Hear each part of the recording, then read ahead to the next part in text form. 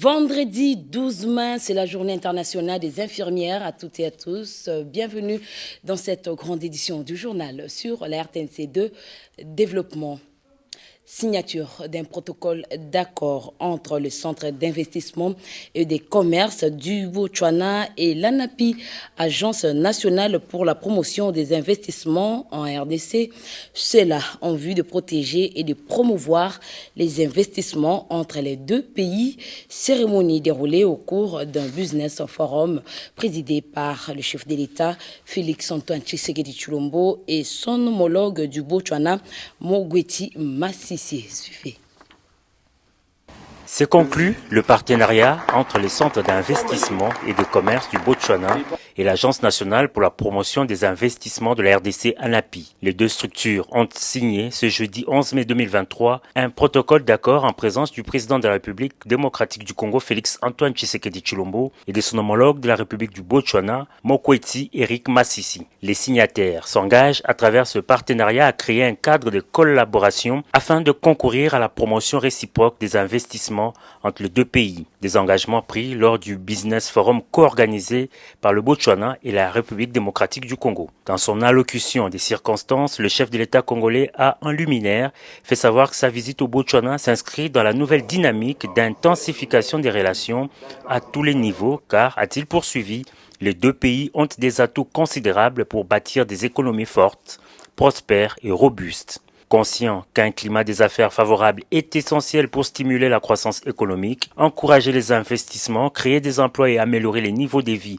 des populations, Félix Tshisekedi dit avoir décidé de créer des conditions optimales pour le développement de son pays et invite ainsi les opérateurs économiques botswanais à venir massivement investir en RDC et à nouer des partenariats mutuellement avantageux.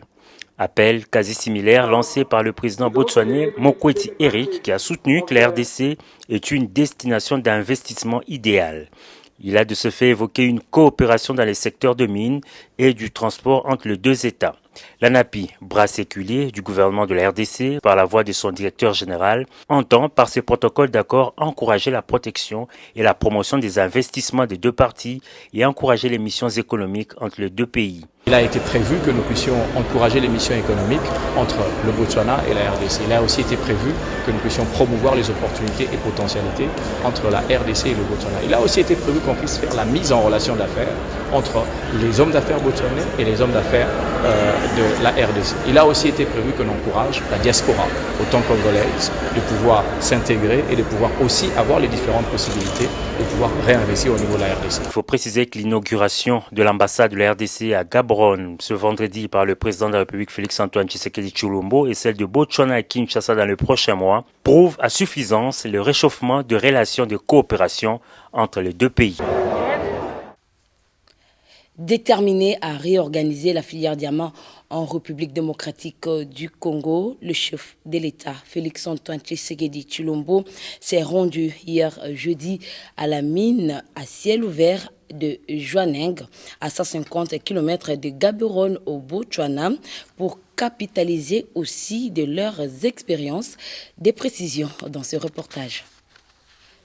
Petit par sa taille, le Botswana est l'un des pays les plus riches d'Afrique avec un PIB de 7 000 $ américains par habitant. Le Botswana doit sa prospérité à l'exploitation de son diamant dont il est le premier producteur au monde, en valeur et en volume loin devant la Russie. Il est de notoriété publique que l'organisation du secteur du diamant au Botswana est une référence mondiale. C'est dans l'objectif d'étudier le modèle économique de cette industrie afin de la dupliquer en République démocratique du Congo que le président de la République Félix Antoine Tshisekedi Tshilombo a fait le déplacement de la mine de Jwaneng à 150 km de Gaborone. Chaleureusement accueilli par les staffs dirigeants de Debswana, société de l'État créée en 1969 en partenariat avec des BIRS, le chef de l'État congolais a été suffisamment édifié sur la gestion du diamant de l'extraction à l'importation ainsi que sur la redistribution des dividendes aux 3 300 000 Botswanais. En 1966, le Botswana ne comptait que 640 000 habitants avec 120 km de route et son économie était tenue par le commerce de la viande de bœuf à hauteur de 98%. Aujourd'hui, selon les responsables de Botswana, la vente du diamant rapporte 80% de recettes à l'État et le pays gagne aussi beaucoup d'argent dans l'exportation de la viande de bœuf à l'Union européenne.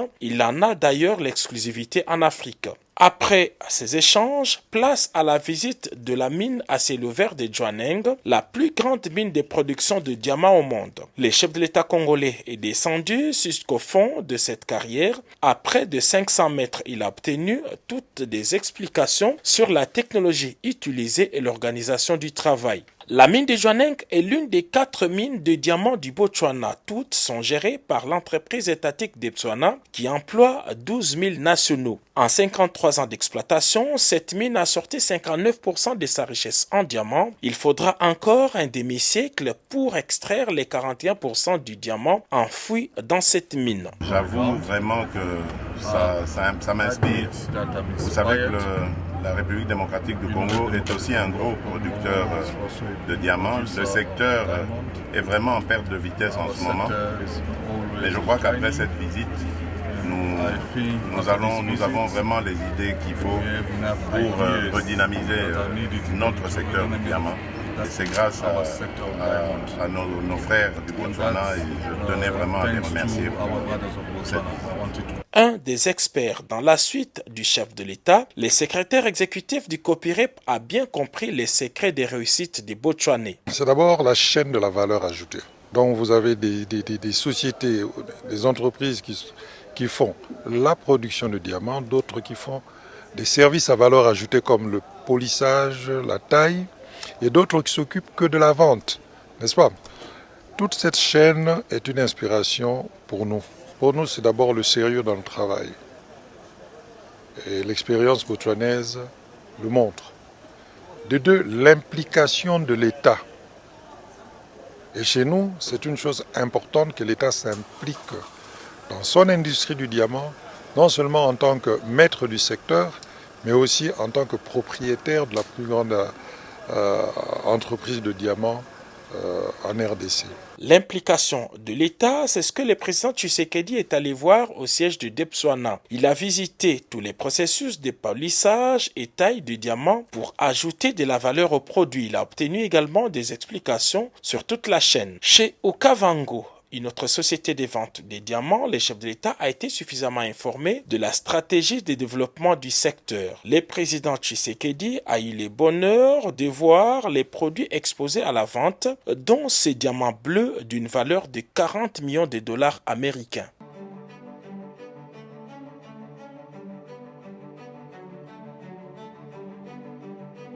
Retour à Kinshasa. Qu'en est-il de la coopération entre la BAD et la République démocratique du Congo? Comment certaines questions d'importance stratégique sont-elles traitées? Ces sujets étaient au centre des échanges entre la vice-ministre des Finances Onege Nsele et la délégation de la Banque africaine de développement. Les détails avec Philomène Toulola et Fabrice Ikenge. Au cours de cette rencontre de haut niveau entre la délégation de la Banque africaine de développement et la RDC, beaucoup de points ont été évoqués, notamment le programme de transformation de l'agriculture, le compact pour la production alimentaire de la RDC et les grands projets structurants et intégrateurs. Marie-Laure Hakim est vice-présidente en charge de développement de la BAD. C'est une coopération qui se porte très bien, qui porte sur de nombreux secteurs, notamment le développement des infrastructures de transport, d'énergie, de l'eau et l'assainissement. Et nous avons échangé sur effectivement les possibilités de se focaliser dans les années à venir sur un gros projet d'infrastructure structurant, transformateur, de nature à améliorer la production, la productivité, l'accès au financement des agriculteurs et tout l'accompagnement qui est nécessaire, aussi bien d'un point de vue de dispositif législatif, dispositif institutionnel, mais accompagnement également avec des infrastructures de transport, de conservation. Donc c'est vraiment un grand projet intégré et nous pensons que cela devrait nous permettre de mieux orienter les ressources. Nous avons parlé également de renforcement au niveau de l'assistance technique, de renforcement au niveau du soutien juridique et autant de sujets pour lesquels nous nous vraiment réjouissons de pouvoir apporter une contribution à la République démocratique du Congo. Après les ministères des Finances, la délégation de la BAD va également rencontrer d'autres autorités importantes de la RDC, à l'occurrence son Excellence, Monsieur le Président de la République démocratique du Congo, Félix Antoine Tshisekedi Tshilombo. Nos infirmières, notre futur, c'est le thème choisi cette année pour célébrer la journée internationale des infirmières. À l'hôpital ou en libéral, ces personnels de santé assurent les soins de confort et le bien-être des malades. Ils exécutent en même temps les prescriptions médicales de patients. À ce sujet, notre rédaction s'est penchée sur l'origine de cette profession ainsi que sa pratique dans différentes structures. Axel Kayongo a réfléchi à ce sujet. La maladie est la science du médecin et la connaissance du patient, celle de l'infirmière. Depuis 1956, le 12 mai est consacré à la célébration de la Journée internationale des infirmières et infirmiers. Ces pionniers de la médecine sont responsables de la prise en charge globale des malades sur les plans physiologique, social et psychologique. Durant des millénaires, les connaissances en médecine étaient très étendues, notamment en Égypte pharaonique, où les tout premiers soignants furent des prêtres, car la spiritualité était étroitement liée à la santé. L'origine des infirmières et infirmiers, en tant que groupe social, est apparentée à celle des ordres religieux. Après les grandes épidémies, la fonction soignante a été repérée et organisée dans la société avec l'apparition du mot « infirmier » en 1398, lui-même dérivé du mot « infirmerie ». Cette appellation est devenue courante vers le XVIe siècle.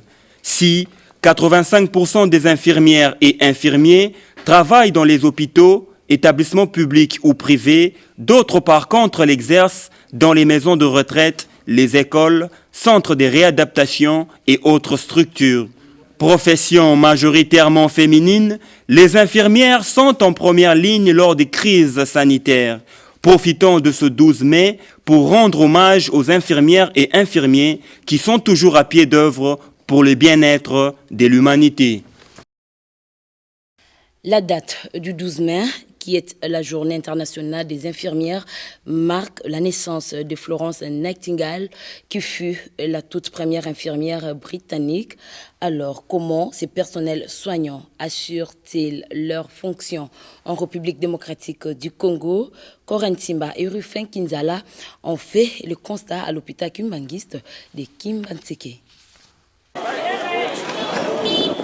Nous sommes à l'hôpital Kimbangiste de Kimbantseke. Ici, les tâches de ce métier réparties dans plusieurs branches ou domaines tels que la néonatologie qui s'occupe des nouveau-nés des 0 à 30 jours, l'accouchement pour les femmes enceintes et la chirurgie pour soigner les blessures des malades ou faire des opérations.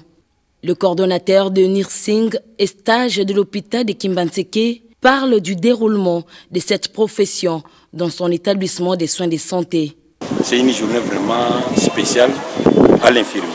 Les infirmiers font un grand rôle au sein des établissements médicaux. Ils donnent les soins appropriés, ils surveillent les malades jusqu'à l'entrée, jusqu'à la sortie. Les sages-femmes, c'est vraiment une spécialité et ils s'occupent des femmes qui viennent à la CPN jusqu'à l'accouchement. Retenons que le thème pour cette journée internationale des infirmières était « Nos infirmières, notre futur ». La date du 12 mai s'est finalement bouclée ici à Kinshasa par la prestation des serments à l'Institut national de pionniers de santé des nouvelles unités qui feront corps avec des infirmiers déjà dans le métier. Toujours dans ces chapitres consacrés à la Journée internationale des infirmières, une formation a été organisée par l'Ordre des infirmiers à Monkolé. Au total, 500 infirmiers ont été bénéficiaires de cette session. Un reportage de Christ Mboula et de Salomon Kimbala. Cette formation a été répartie en 2 étapes. La première, d'abord avec les infirmiers leaders et infirmiers influenceurs. Et la seconde était basée sur les directeurs des soins des hôpitaux. Monsieur Simplice Kachala, le secrétaire général adjoint de l'Ordre des infirmiers, explique. Ici, mon collègue a eu l'initiative de lancer l'appel. Nous avons formé ces infirmiers en 2 temps. Le premier temps, nous avons formé 500 infirmiers sur différentes matières, notamment les codes de déontologie, les serments de l'infirmier, les secrets professionnels, les leadership infirmiers, les NTIC, les genres, la masculinité positive. Ce sont des paquets de formations que ces influenceurs ont eu. 2 jours de matinée à l'Institut supérieur en sciences infirmières, ouverte à toutes les infirmières pour une série de questions-réponses en qualité de formateur pour une sensibilisation concernant le domaine de l'infirmerie. La coordinatrice du collectif des infirmiers, leaders et influenceurs, fait appel aux infirmiers de veiller et de reconnaître en eux leurs valeurs spécifiques. Il était question d'informer les infirmiers, les outiller pour l'éveil de conscience de la profession infirmière. Après la formation à Mokole, on a eu quand même à créer un collectif des infirmiers, leaders et influenceurs pour d'abord la profession et puis pour prévenir les violences basées sur les genres. Il importe de signaler que sur 500 participants à cette formation, 30 ont été retenus, 14 viennent de la ville-province Kinshasa, 9 ont représenté les différentes provinces de l'intérieur. Et en dehors de la capitale Kinshasa, les responsables des chefferies et des secteurs du Lualaba étaient à l'école du développement durable à Kolwezi. Objectif, les outiller pour favoriser l'épanouissement de leurs entités territoriales. Plus de précision avec Gustave Chibombo. Pendant 3 jours, chefs des chefferies et des secteurs ont appris multiples façons de développer leurs entités respectives. Des outils pour rendre efficace les animateurs, parce que pas seulement animateurs, ils sont aussi animateurs de développement. Les échanges ont tourné autour du thème « La décentralisation, une nouvelle stratégie du développement local durable des communautés de la province du Lualaba ». Au terme de ces assises, les responsables de ces entités se sont dit outillés et satisfaits. Nous avons nous recommander aux autorités du gouvernement du pays à instruire aux autorités du territoire, d'autant plus qu'étant des entités déconcentrées qui n'ont pas de taxes, à ne pas commencer à percevoir hiérarchiquement les taxes des ETD ou dans les ETD, d'autant plus qu'ils ne sont pas décentralisés. Ces travaux, tenus dans la salle Immaculata d'écologie, ont été patronnés par la gouverneure ad intérim du Lualaba, Fifi Masuka.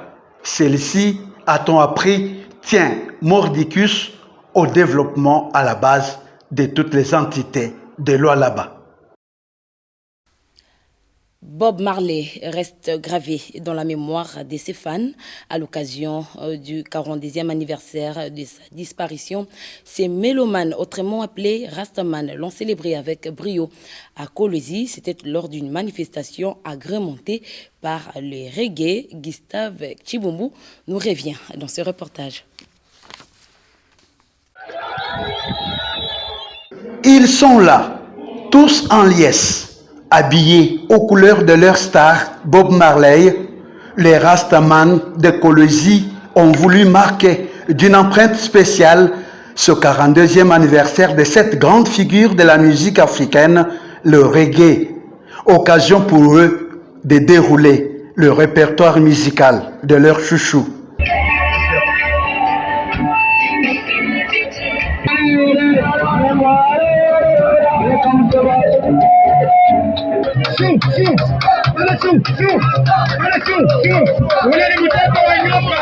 Pour circonscrire l'événement, le président de l'Union africaine des Rastaman du Kolwezi est revenu sur le mérite, la lutte et les œuvres de Bob Marley. Bob Marley a rencontré dès son vivant un succès mondial et reste à ce jour le musicien le plus connu et le plus révéré du reggae.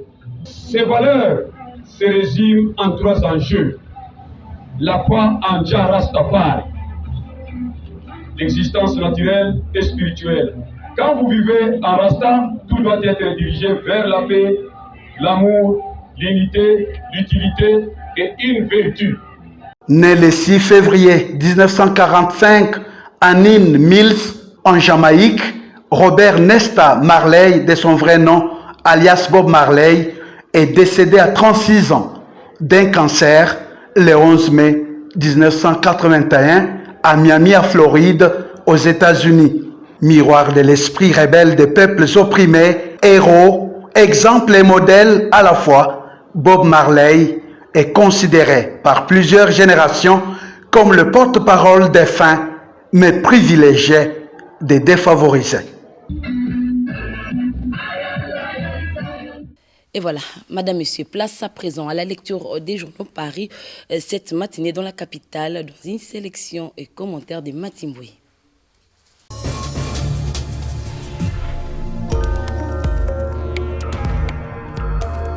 Bonsoir. Les conflits intercommunautaires entre le Teke et les Yaka dans le territoire de Kwamouth a-t-il débordé jusqu'à Kinshasa, s'interroge Forum des As. D'une part, des photos horribles circulant ces derniers temps à travers les réseaux sociaux montrent des personnes décapitées. D'autre part, des témoignages des gens qui vivent dans ce coin de la ville affirment que l'insécurité devient de plus en plus grandissante, particulièrement à Menkaou qui enregistre de nombreux cas de meurtres. Les plus curieux constatent le tabloïd dans ce meurtre qui s'y oppose et le mode opératoire de ces hors-la-loi qui ressemble à celui des ADF et du M23. Le quotidien se demande si Kinshasa n'est pas déjà infiltré au regard de tout ceci. Le quotidien L'Avenir, de son côté, s'intéresse sur l'audit du fichier électoral et renseigne que les catholiques et les protestants redoutent un rapport orienté ou manipulé. Au nom de la mission d'observation électorale, SENCO-ECC, Monseigneur Cholet et le révérend Senga préviennent la CENI et l'ensemble des parties prenantes que si le processus d'audit externe du fichier est mené comme tel, il y a lieu de craindre la radicalisation du doute sur la sincérité du processus électoral et de créer ainsi les conditions de contestation des résultats des scrutins attendus. Rappelons qu'en date du 8 mai dernier, la CENI avait rendu public l'avis d'appel à candidature concernant cette mission d'audit. Déjà, le 15 mai, la mission d'observation électorale SENCO-ECC publiera le rapport final sur l'inscription des électeurs. Bientôt, la République démocratique du Congo se dotera d'une loi sur l'aménagement du territoire, nous révèle Africa News. Dans une de ses pages intérieures, le journal est revenu sur une préoccupation majeure du briefing presse de mercredi dernier, co-animé par le ministre Mouyaya et son homologue de l'aménagement du territoire, Guy Luando. Tout part, selon le quotidien, de la catastrophe naturelle de Calais que le ministre de l'aménagement du territoire évoque la pertinence de doter le pays d'une réglementation dans ces secteurs. Cet instrument juridique, de l'avis du ministre de la Communication, viendra mettre un terme à l'utilisation abusive de l'espace de manière anarchique.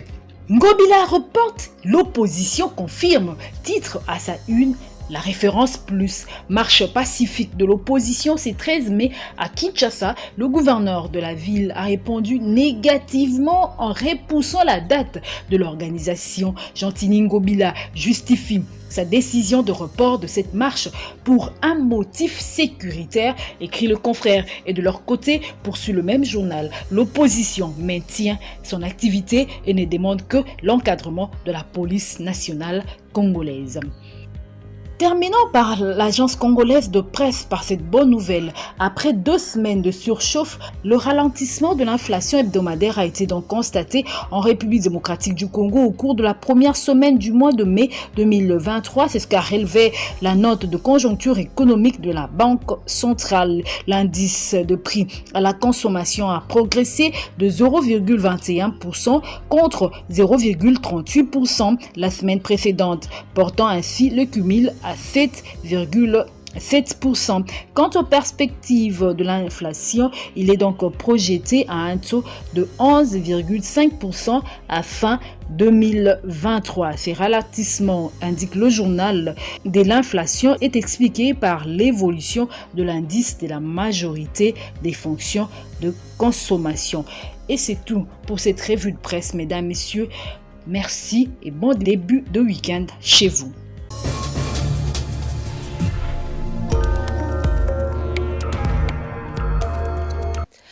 Ce journal est terminé, madame, monsieur. Merci de l'avoir suivi avec attention. Le programme continue sur notre chaîne. Au revoir.